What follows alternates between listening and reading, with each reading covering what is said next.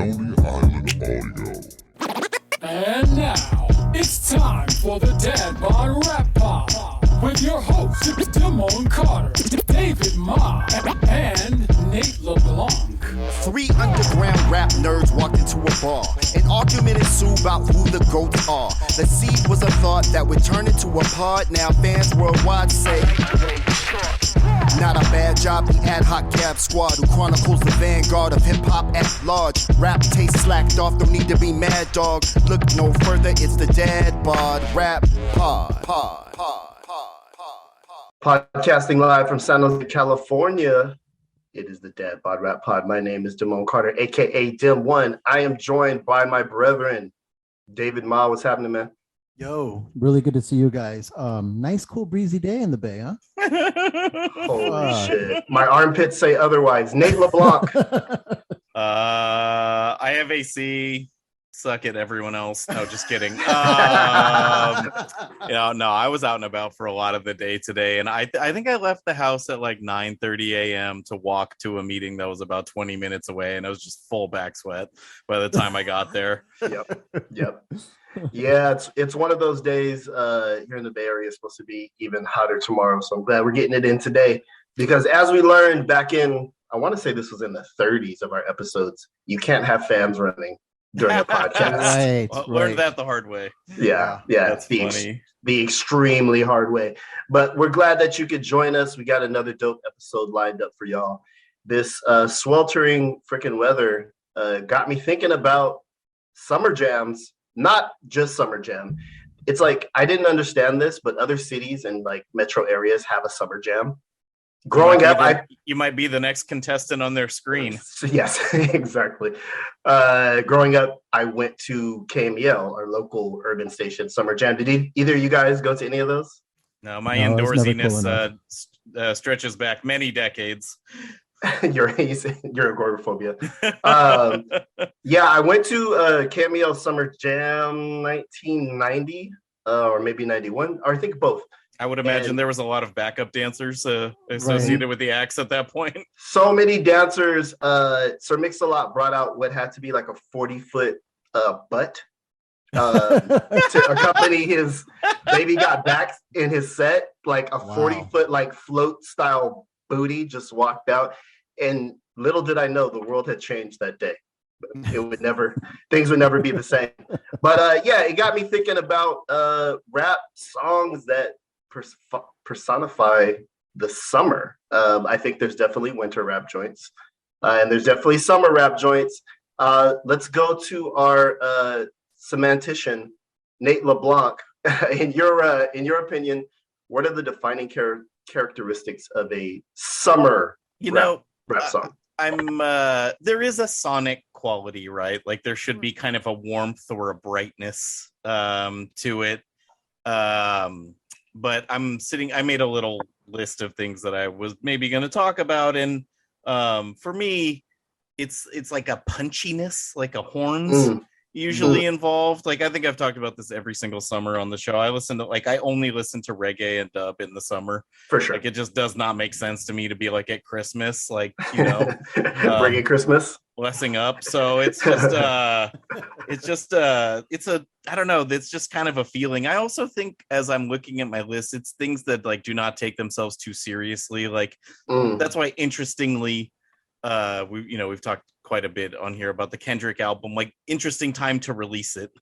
It's just not summery to you. Is this a summer record? Like not really. Like the probably the most summer record trying to be a summer record of recent memory is that Vince Staples FM. Yeah. Foreshadowing stuff like that. And then of things I'm currently listening to, I would say the new Bronson is like a super duper summer record, like big loud samples, kind of dumb fun lyrics, not taking itself too seriously. Animal noises, a crazy punchy sound that like cuts through the kind of background din at the barbecue, you know what I mean? And it's funny, and it's like let's have a good time here, you know? Absolutely. Dave, what are the characteristics for your summertime DJ sets? Like, what do you does that vary for you? Do you bring out different records depending on the time of year? Of course, 1,000,000%. I mean, I'm not going to play the Cold Vein right now at you I'm know, gonna Use play some the Cold other Vein in here. Ramones song. get this party started. Cannibal Ox. For me, it's barbecue music, right? So like a little people under the stairs, acid raindrops type thing. Like Nate was saying, bright tones. Nothing too serious. Although, I mean, if the subject matter is a little bit serious, that's okay. But I think the aesthetics need to literally be sunny. You know what I mean? Yeah. Soul samples, horns, happy guitar licks, that type of stuff. I mean, they don't all need to be Will Smith Summertime, but you know what I mean? It needs to be the type of stuff that, in a montage where people are playing volleyball, that type it of makes stuff. sense. Yeah. It's that's interesting because I think rap has a number of jams that qualify for that. And you can like play volleyball and have a gun in your back. And rap has songs for that. Isn't that the Nothing But a G thing? Yeah, exactly. You have to have a fridge full of 40s. Yeah, very, very much. And as Californians, I think we're uniquely kind of attuned to get the summertime vibes. So what I asked the brethren to do was to come up with a short list of like, what are some of your favorite summer jams? And I didn't say this in the thread, but I'll say it here. You cannot include Summertime in the LBC or Summertime by Jazzy Jeff in the Fresh Prince. Too easy. And fuck you too, Gershwin. Picks. No. Yeah.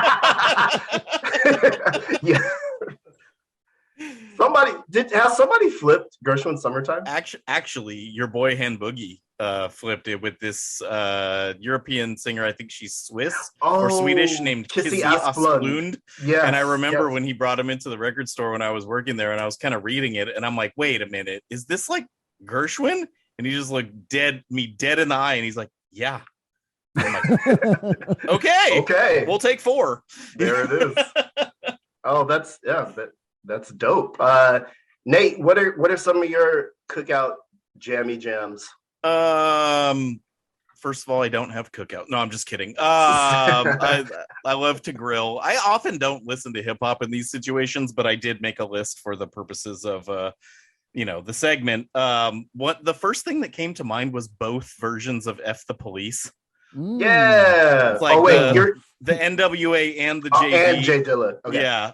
Which I tensions are running high. It's hot. It's kind of the summer as do the right thing.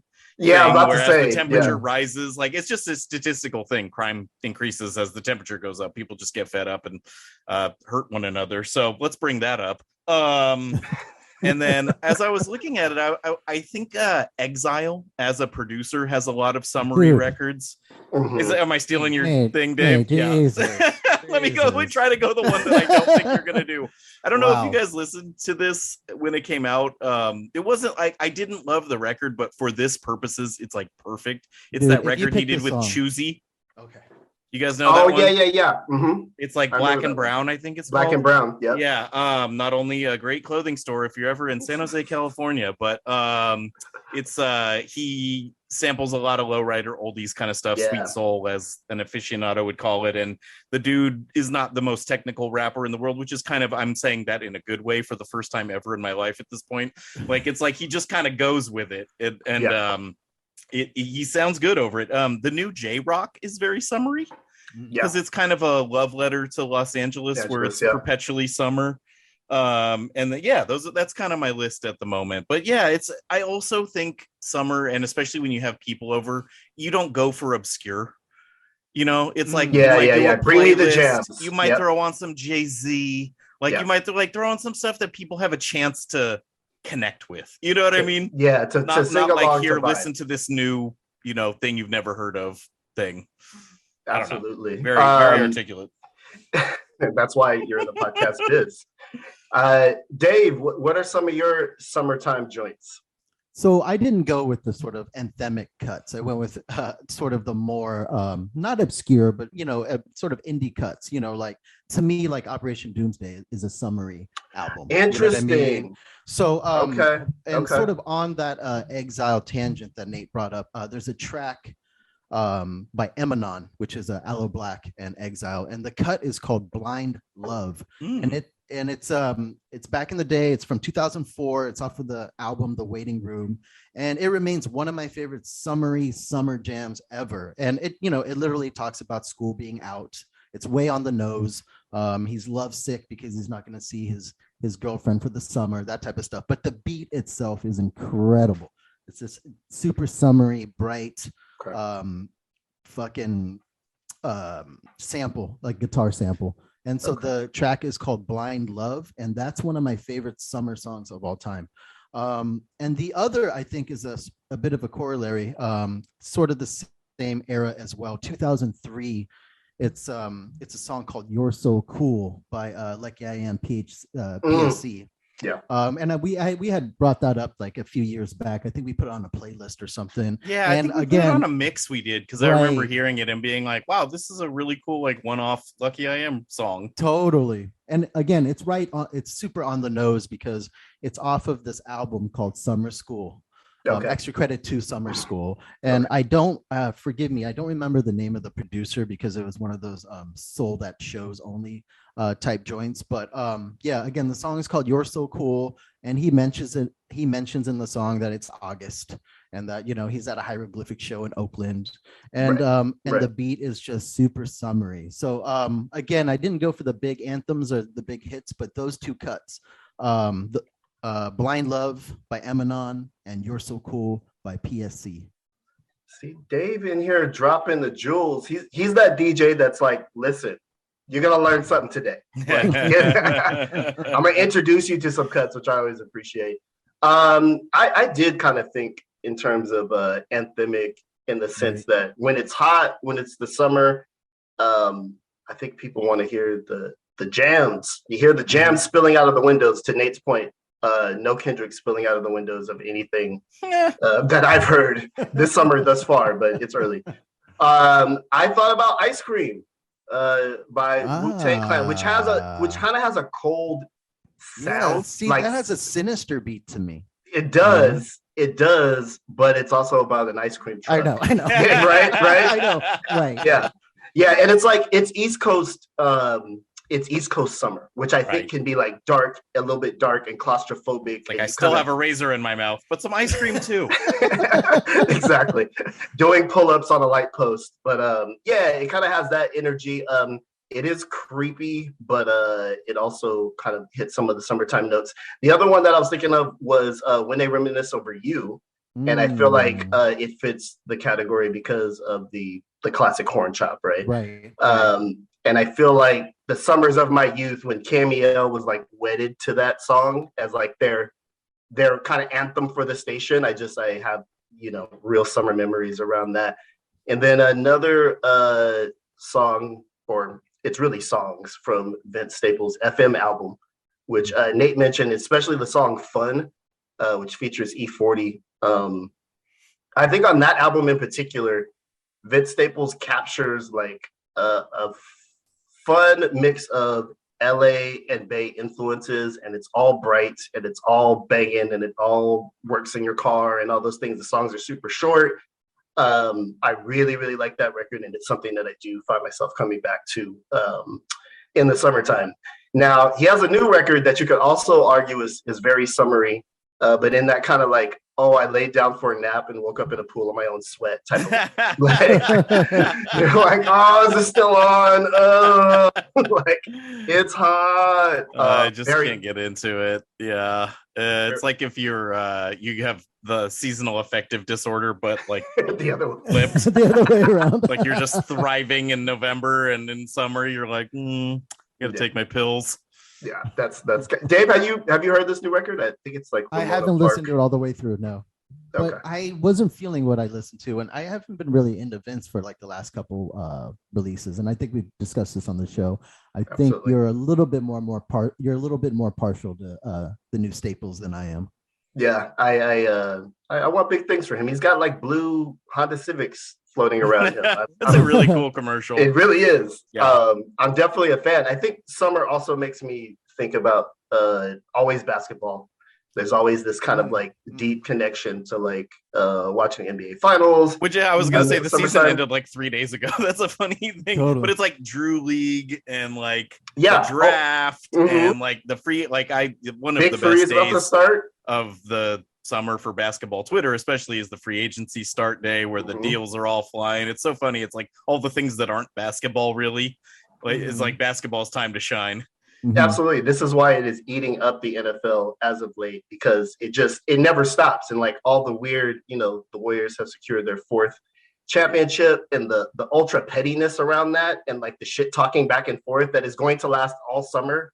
What's going to happen with Russell Westbrook? All these things are going to be floating, and it just makes me kind of think about like that's just a fun part of the summer. Like yeah.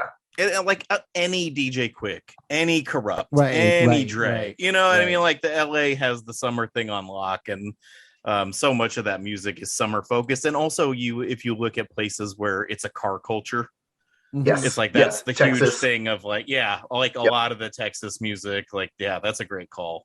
A lot of UGK, though their stuff that tends to be pretty dark. It's like, but it's for riding too. You know what I mean? Yes, right, deep in the trunk. Chopped and Screwed, is that summertime music? I'm not enough of an aficionado. I don't know. The slowness of it kind of makes me feel like it's a bit macabre sometimes. Yeah, I actually think it's not humid enough here for us to understand it. Is that what it is? I thought it was the depressants, but maybe it is. Maybe we need a little bit more steam. But I do want to give some Southern love. I think Southern Playlistic as a song and as a record has a lot of great summertimey type of anthems in a different way. I think Organized Noise had a summery sound, but a Southern, like, oh my God, it's so hot, we can't go out during the day. Yeah. We must lay on my grandma's floor and turn up the AC to 1,000,000 degrees and listen to Outkast. So I think Outkast definitely is one of those groups, and you can't forget. I think anything a Florida rapper makes, right, is somehow a weird, like all freestyle music, all booty bass, all the entire Pretty Tony catalog, the entire Trick Daddy catalog. Right? Yeah, that's true. Good old summer all year round down there. So yeah, let us know what you think. You can always get to us at Bod Rap Pod. Let us know your quintessential summer jams. Nate, I was kind of like scouring the list of this year's releases, trying to find like your Pitch Perfect on the Bronson record as being a really summertime record. I'm gonna throw out another one, the beat tape, A Question called Twami. Yeah. Definitely for me has like summertime vibes. Yeah, Twami seemed to be going for kind of a classic hip hop thing there. And I was just thinking like it's not totally the show's focus, and I don't actually spend a lot of time listening to this, but like some SWV, some TLC, some like classic absolutely. 90s girl R&B always sounds good in the summer. Like there's a whole kind of like subgenre starting in the 70s with like bounce rock roll skate of like roller skating music. Yes. And when I was growing up, it was like freestyle and the kind of like hot 97.7 music, and that was a ton of that kind of R&B. Jade and stuff like that. You know what I mean? Like they taking me back to high school. Yeah, the singles tucked in among the like death row classics. You know? I think I saw Jade at the Santa Clara County Fairgrounds. Wow. When you're taking it back, but I'll piggyback on that and say also the internet. I think especially the Ego Death album is some good modern summertime. I was gonna be like, I use the internet every day, dog. Year round, 365. Thing has no seasons. Dave, give us give us 3 dub records that we can listen to this summer while we're getting stupid stoned. 3 dope records to listen to this I summer. said dub like reggae. Yeah, Jamaican dub. Like what are we talking about? Yeah, Jamaican dub. Jamaican Dave crazy. I know. This interview is over, you guys. Yes. I think any mad scientist is dope. I like all the versions of any Gregory Isaacs song. Those are all super summery. And there's a Lee Perry and the Upsetters record called Double Seven, which I think is just super. I mean, there's some really sad songs on there, but in terms of the aesthetic, there's some really summery, glowing tracks on there that aren't too overly dubby. It's not like everything is drenched in echo. Yeah. But, yeah, it's something that you can throw on during a barbecue that kind of, just fits the mood. There it is. You got a lot there. You got summer rap jams. You got a little bit of the island vibes. And, that's what you come to expect here on the Dad Bod Rap Pod. I know that we probably missed some things. Oh, I'm sure. Oh, come on. Yeah. And it's No, like we it's covered it so all. subjective. Like, yeah. And No, that's it. Those are all the summer definitive. songs. Rolling Stone. It's like, whatever. People have disagreed with our takes on what seasons things are before. So it's I think it's very geographic, very regional, and like how hot it gets during summer. Like, is there any song I want to listen to when I'm like my neck is all a sweat pit?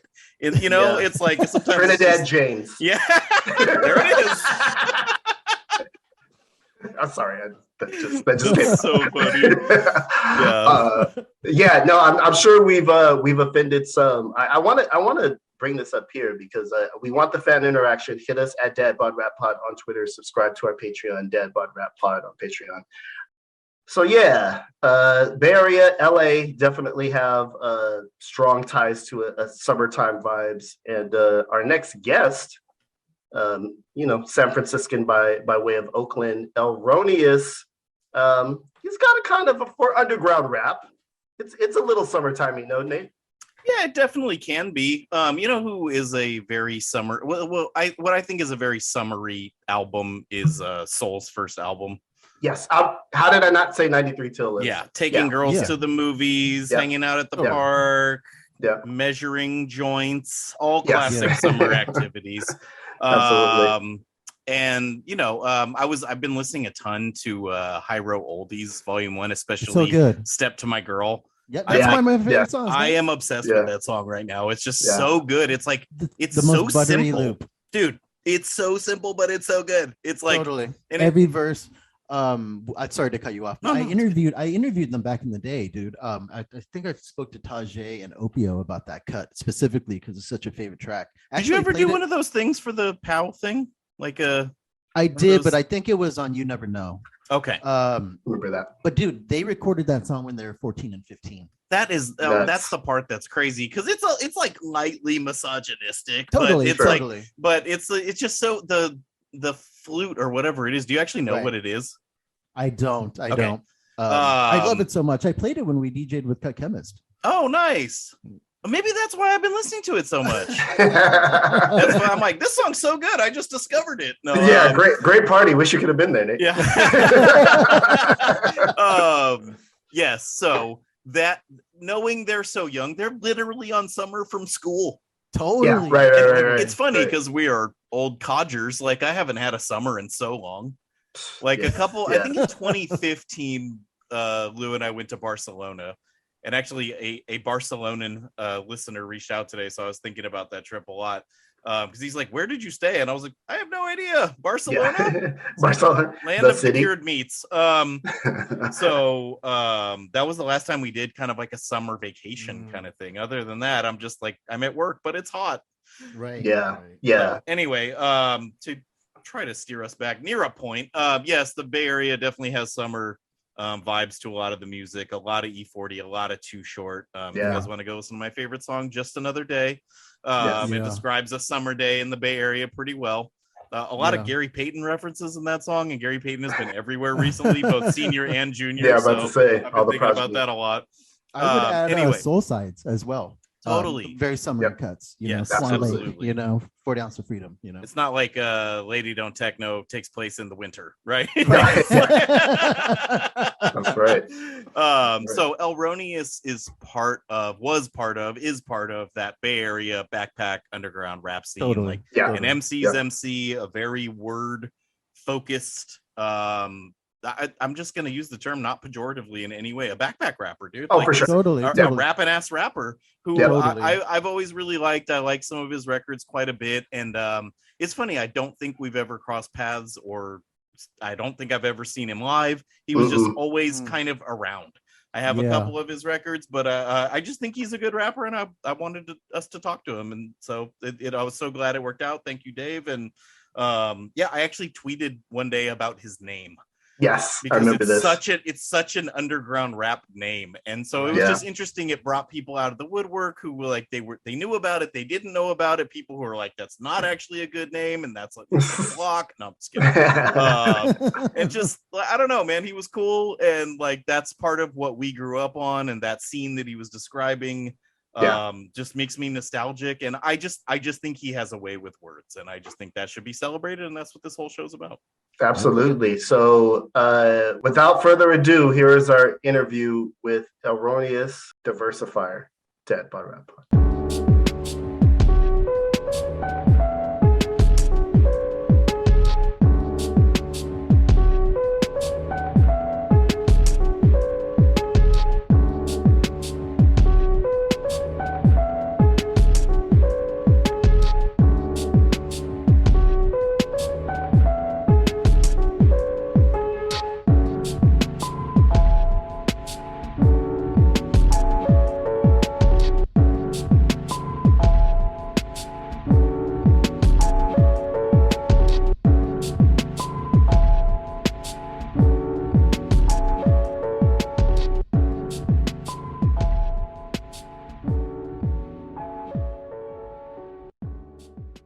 Dad Bod Rap Pod. Every week we talk to people who have moved and shaped hip hop culture. This week is no different. Joining us in Zoom, we have L Roneous. What's happening, man? Oh man, I'm just chilling, just enjoying this Bay weather. Right on. Where are you at right now, and where are you from in terms of your Bay Area-ness? I'm from Oakland. I'm in Oakland. Okay. But musically, I'm from San Francisco. Like my drop first music while I lived in San Francisco. I went to San Francisco State as a kid, and I wrestled for that team, and I love that city. And I taught elementary school in that city. I love that. So yeah, musically I'm from there, but I'm from Oakland, really. Okay. Yeah, that's where I live. I have a house in Oakland, so Nice. I'm in my house. We're from San Jose, so just a little bit down the road. Okay, that's what's up. Yeah, there it is. 880 gang, circle up. So mentioning that you're from San Francisco, who were the artists that influenced you when you were in your formative years as an MC? Oh man, you mean like people who are out there, or just like people who influenced me? Period. Well, I want to, since you're a Bay guy, I want to kind of get to were there local artists, were there San Francisco, Oakland kind of Bay Area artists that influenced you, and then the kind of broader? It's more of the broader picture. So it's like I grew up as an athlete, and we always try to strive to be the best we can be. And one of my athlete homies was in a rap band. My homie CB, he was in a group called Mofessionals. And Mofessionals, they expanded to be like, members of them became Charlie Hunter Trio, all these other things, and Alphabet Soup. You know what I mean? So they like ran the rap circuit when I was like a kid coming to San Francisco. And then I became like obvious to that, and I learned about it, and I was like, oh shit, well, we want to do this too. And aside from them, like my big influence is like Miles Davis, Charles Mingus, guys that like push the culture and were mean about it. You know what I mean? Like they're like, I'm gonna do it this way, and I don't give a fuck what you say. And that's how I like to see things to progress, because things don't progress nicely. You know what I mean? So you gotta like push a movement, and I seen how Miles and those guys did that, which is great. But locally, yes, it was the Mofessionals who started that, and I had a group of my own. I came from a band. I came from the band era of hip hop in the Bay, and there's guys who started with NPCs and all that stuff, but I started in 1990. You know what I mean? I was 19, and we wanted to do something, and I had this avant-garde guitar player who we knew named Troy Samler, who could play anything, and a guy who's on a wrestling team with me named Adrian Birdley, and they became the drum and bass to our rhythm, and I learned how to rap and do all that stuff through them, and we started a group called Last to Serve, and we became a kind of a cool, big group. We became big little, you know what I mean? Like, we were big in the circuit, but who knows? Who knows nationally? We got offered record deals, all that stuff, but who knows how things ended up nationally. But those were my people that I looked up to before I wanted to like venture out solely. You know what I mean? So it's complicated. That's great, man. Thanks for explaining all that back history for us. And speaking of history, we'd be remiss not to bring up Imaginarium. I listened to that.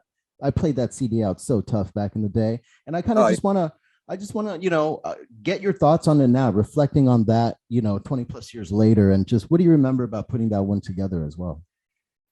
Wow, Imaginarium is a trip because it was the first time that I'd left my group. And those were like the thoughts I had of doing songs with the band, but they didn't fit the band structure. And I was like, well, as soon as I learn how to record myself, I'm gonna put all these ideas down. You know what I mean? I was really about that. And then I finally got a 4-track and all, and then we started doing other things, but these songs were always there.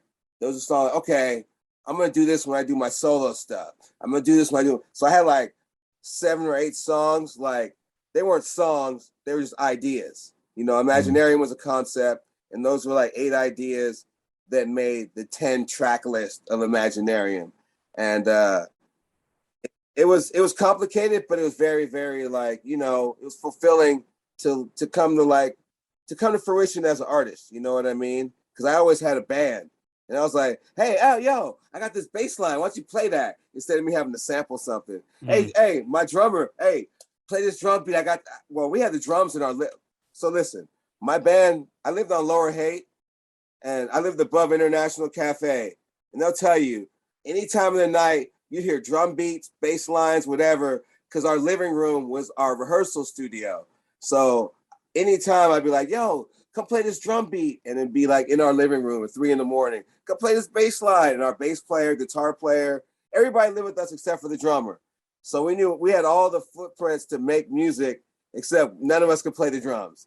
So, so we came, when it came to Imaginarium, I was like, I want this to happen, this to happen, this to happen, and I never got the right pieces together at the right time. So it was just Imaginarium was really a thought process for like 3 years.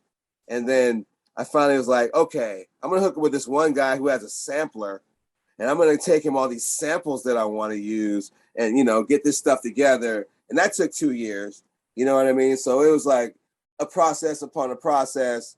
And I mean, I'm glad it happened that way because, I actually listen back to things now. I never used to listen to things back. So now I just started listening to things back. And it came out pretty much how my brain told it to come out. You know what I mean? Like, my brain was like, that's how it should come out. And it came out that way, and I'm pretty happy with it. Yeah, that's very rewarding. It's a really good record. I wanted to ask you about your name. I actually randomly tweeted about this sometime last year, and a bunch of people responded with, you should interview him, which is happening now. So I'm glad this is all coming together. But your name, your rap name, especially back in the day, I don't know if you use the full thing anymore, was L Roneous Da Versifier. And it's L asterisk Roneous, and then a separate word DA, and then Versifier. Yes. Talk us through that. Okay, so L Roneous is my name is Tyrell LaRon Smith. Nobody called me Tyrell except for my mom when I was in trouble. Everybody called me LaRon or L Ron or Ron Z, all kinds of stuff. I played sports. We have funny little names for each other. Sure. But L Ron stuck, and so L Roneous means the nature of L Ron. So the people, the spirit of the person that everybody likes, who's L Ron, that music is the nature of that. And diversifier means like I can spit any way. I diversify my styles. There's like, if you listen to Imaginarium, there's like 700 rap styles on there. Mm-hmm. And my cohorts who are fucking into that stuff, they'll tell you that stuff. Oh, I saw the 704. You know what I mean? My people tell me, I'm like, okay, cool. But that was like the impetus to really like diversify my style from the things that I was like brought up on, because I came from the Bay. And when I was in high school, one of my young homies, R.I.P., his name is Plan B. Before his name was Chibub, when we were in high school, he's the best rapper of all of us. He's like a Biz Markie. He could rap, he could beatbox, all this stuff. Well, he got taken from us at an early age. But before he got taken from us, he changed his name to Plan B. And his right-hand man was Saphir. So him and Saphir ran together. And as much as I wanted to run with Chibub and rap with them, I couldn't do it. I wasn't good enough. So I was always like shooting for that. And then all of a sudden, like, oh, damn, you at the Hobo Junction? Damn, you guys are okay. So I got to really step my game up to work with you guys. And then my boy got killed. And it was like, oh, damn. So I kept up. But those are like you don't hear any Hobo Junction from my style, but I looked up the Hobo Junction. You know what I'm saying? Like, oh my God, I want to rap with you guys because I wanted to rap with Bub. That was one of my best friends. You know what I mean? And I always wanted to rap with him. I always wanted to put stuff without him, but I just wasn't good enough at the time, which is funny. You know, so, it's refreshing to hear you describe it that way, and I'm sorry about your friend, but just one quick jokey follow-up. If you could go back now, would you have a less complicated name in the era of search engine optimization? Yes. I just be L Ron. Fair enough. I just be L Ron. Yeah. But the asterisk, look, my name's LaRon. Like my mom named me something for a certain reason. So LaRon is L small a capital R-O-N. So the asterisk starts with A, takes place of the A. So it's just L-A. So it's the nature of LaRon, who everybody calls Elron. You know what I mean? And yeah. I'm a L-E capital B-L-A-N-C, so I get it. Yes. Oh, yeah. Right on. Thanks. I have wondered that for many years, so it's great to be able to hear your response to that. So you had Imaginarium, which is kind of how I heard about your music. But you've had some more recent projects. Can you talk a little bit about your what did I listen to today? I listened to Shantaram, which Shantaram. It came out last year. Word. So if you listen to Imaginarium, there's only one guest appearance on there, and that's my homie Genesee. Genesee and I are a group called Double Life, and last year we dropped our first record together. We've been together since before L Roneous was L Roneous. I was just L Ron. You know what I mean? Before the Alchemy single, I dropped the Double Life single, Revolutions, and me and Genesee did that. It was 3 tracks, and we decided to come with a full-length album last year, Shantaram. Shantaram is it's based on a book by this guy who went through a crazy life. He lived a double life, put it that way. And we decided to call our album that. And we put these songs that we had together. So we had some songs together from like 20 years ago, some songs together from 6 years ago, some songs together we wrote 6 weeks ago. You know what I mean? So we mixed it, mingled it, and hopefully it came out right for all the people who like double life. You know what I mean? And I think it did. It came off well. Great. Thank you for that, man. We spoke a little bit about progression and all the various groups you've been in and the work with Genesee and whatnot. Sure. But through the years, I mean, you have like 20 plus albums besides Imaginarium, which we all speak about. What would you suggest would be a good entry point for a new listener to familiarize themselves with your work? If a person were to listen to me, I would say listen to Algorithms. Okay. It's a short record. It's so I think my best record personally is Notes of the Righteous Outlaw, Volume 1. It's just Notes of the Righteous Outlaw. There's like 13, 15 songs. But Volume 2 of that is called Algorithms. And that's like 11 songs. And that's like, it's a more, so Notes of the Righteous Outlaw is like, say we're talking economics, right? So this is macroeconomics. And then Algorithms like microeconomics. So you get more of a taste of what I feel and what I'm into. So like on Algorithms, there's a song about my homie, the graffiti legend, Mike Dream, that I grew up with in the Bay Area. And that's a song I get a lot of props for. But it was like that's almost like a freestyle song because we're such good homies. But the song is great. And like every time I hear that song, I almost cry. So it's like, you should listen to that record because there's like 9 songs that lead up to that are fantastic. And they'll lead you to that, and they'll lead you beyond into my thought process, like, more coherent to today than in 1999 when I released Imaginarium. You know what I mean?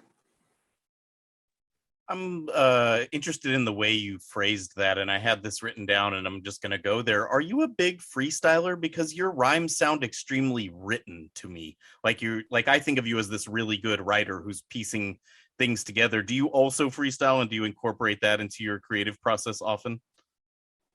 I am a definite writer, but I am from the freestyle craft. So every album I've ever put out, there's a record that's on there is freestyle. Like completely. Like, I might have 4 words written down and those 4 words might be in the chorus or wherever, but that's a freestyle song. You know what I mean? So from Imaginarium all the way to today, every album has a song that's freestyle, completely freestyle. And I like it. I mean, I went from being in a band to being a solo artist to linking up with the best hip hop artist to me personally ever, which is Freestyle Fellowship, and then finding like cohesiveness with them and like, yeah, I freestyle too. And I like to find myself in a ditch and dig myself out of that ditch and make that hard and flow real smooth after that. You know what I mean? So it's like, we're all about that. I say we collectively, but me personally, I'm all about that. I've been about that because I came up in a band. And you have to, I mean, it's cool to have 16s written, but if your band's playing 77 bars straight, what does your 16 do? You better be able to rap, you know what I'm saying? So Come Off the Dome is pertinent. And I came up with a jazz group too. Came up with a legendary jazz group called the Brown Fellinis. Yeah. And I was all about like, style back then. And they were like, enunciate your words, brother. Your style is incredible, but enunciate those words, brother, so we know everything. And I was like, okay. And that brought me to who I am today. So I have to really, really give them shouts out. I remember seeing that name on so many flyers back in the day on Haight Street, just like up on the light poles. Like that's SF legendary stuff right there. Yes. Awesome. So you've had this really long career, spanning 20 plus years. You just had a record drop last year. What's next for you? I'm working on Imaginarium 2. Oh, not 2 number 2, but 2 like also? Yeah, like this Imaginarium also. It's not gonna be so like Imaginarium was like a personal record.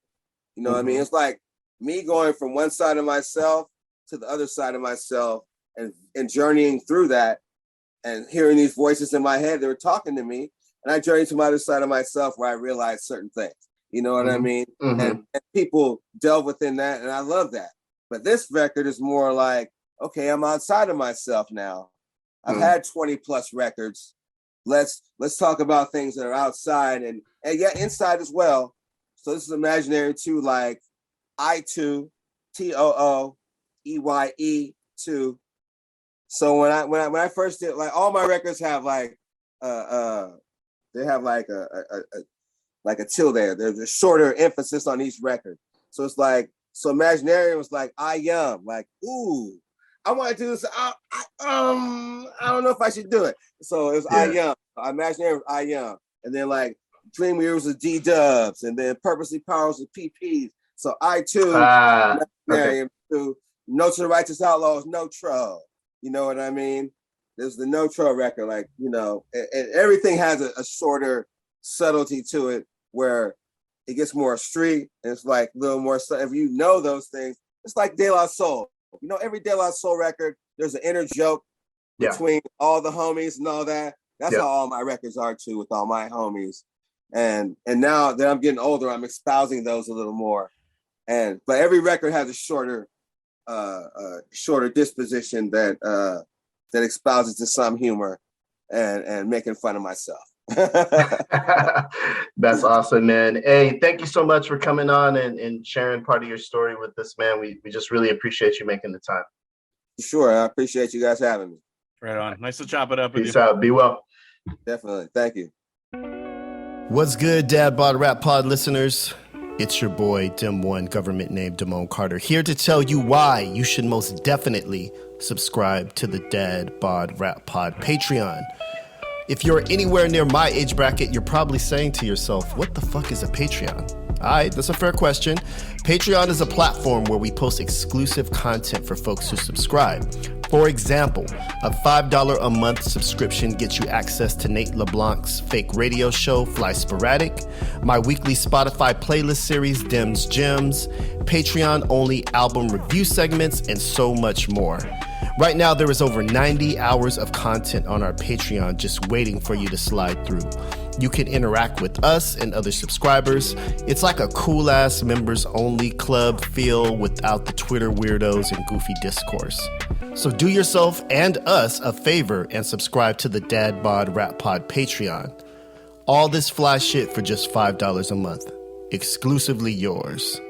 Go to patreon.com/dadbodrappod. That's patreon.com/dadbodrappod. Peace.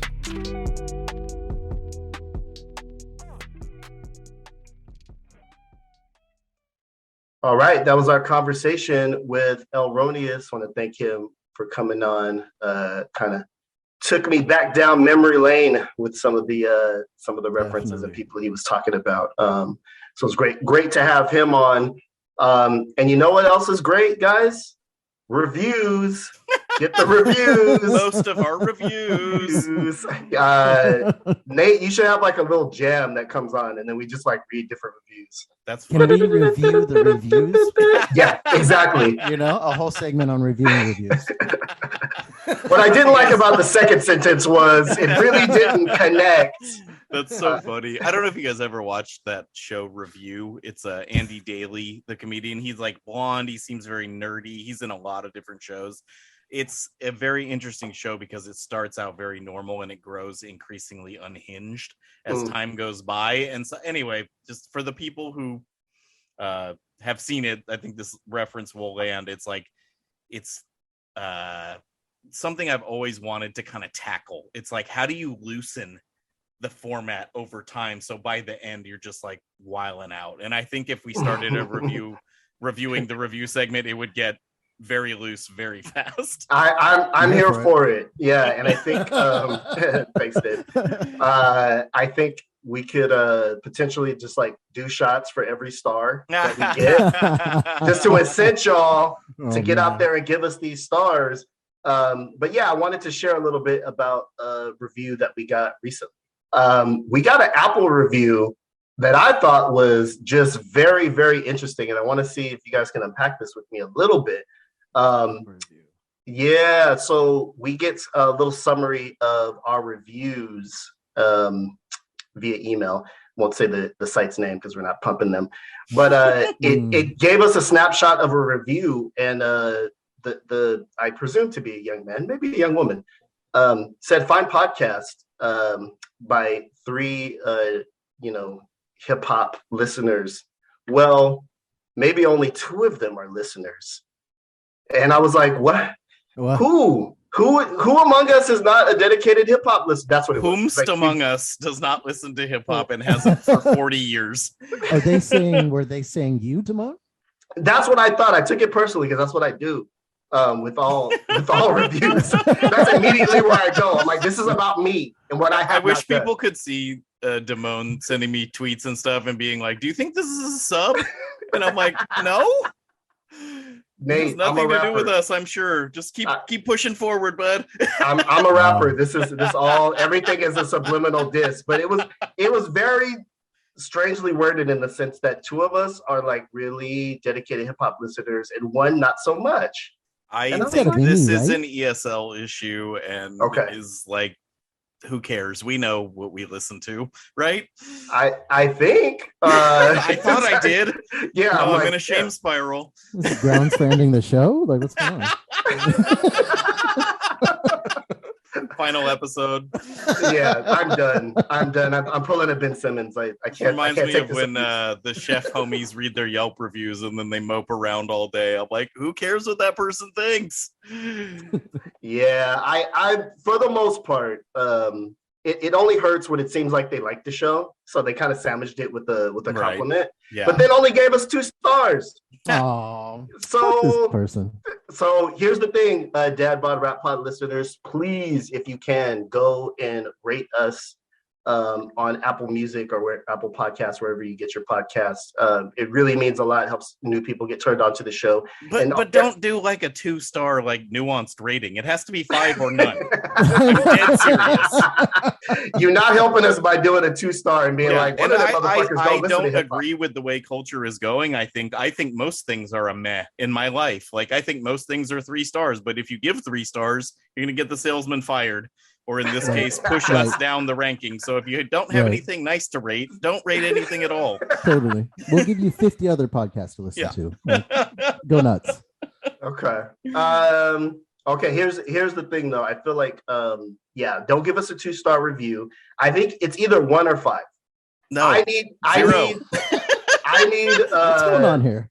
I need content that we can piggyback up. I disagree. I don't think you're really doing it until you have a strong subset that's like, fuck those guys. Yeah, that's true. So that's kind of why I lean yet. into this stuff. Don't worry, I'm cuter than whoever this person is. So I have zero self-esteem issues with this. But yeah, it was very interesting. I'm like, I was like, that's gotta, he probably means me, but it's fine. I listen to more rap than any person should. And I'm proud of that. And that's what you get here on the Dad Bod Rap Pod. Once again, check us out on our Patreon. We just posted a really dope Wu-Tang Forever segment, guys. Check it out when you can. Folks have recommended post Wu-Tang Forever Wu-Tang material that we should check out. So and you can check that out too if you were a subscriber, patreon.com/dadbodrappod for all that flyness. Also just posted a new playlist. So you know where to get all that, and you know where to get your fly podcast content every Thursday. Dad Bod Rap Pod.